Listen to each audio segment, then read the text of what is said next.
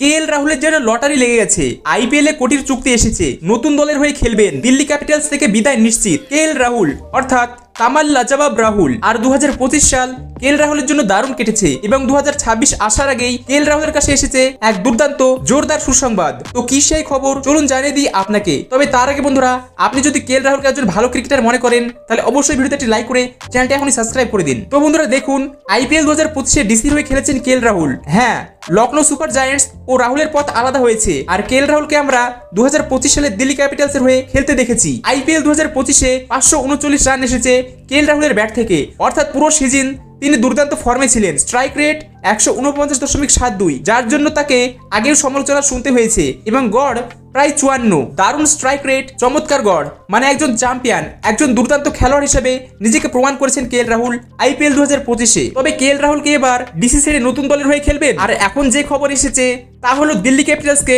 KL Rahul বলবেন বিদায় এবং নতুন দলের সাথে হবেন যুক্ত।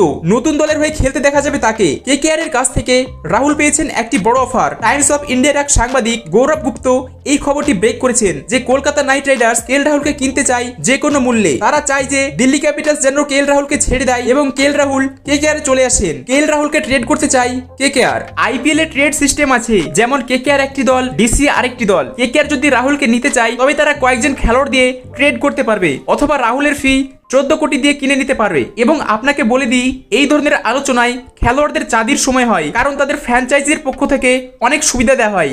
হ্যাঁ, অনেক রকমের সুবিধা ফ্র্যাঞ্চাইজি থেকে খেলোয়াড়দের দেওয়া হয়। ডিসি রাহুলকে 14 কোটিতে কিনেছিল, তাই ডিসি যদি রাজি হয় তাহলে কেকেআর কে হয় 3 জন খেলোয়াড় দেবে ডিসিকে, নয়তো পুরনো 14 কোটি দিয়ে ট্রেড করতে হবে। হতে পারে একজন খেলোয়াড় 7 কোটির অথবা 5 কোটির, এভাবে ট্রেড হতে পারে। তখন আমরা কেকেআর এর হয়ে কেএল রাহুলকে খেলতে দেখতে পারি। চমৎকার ফর্মে রয়েছেন কেএল রাহুল।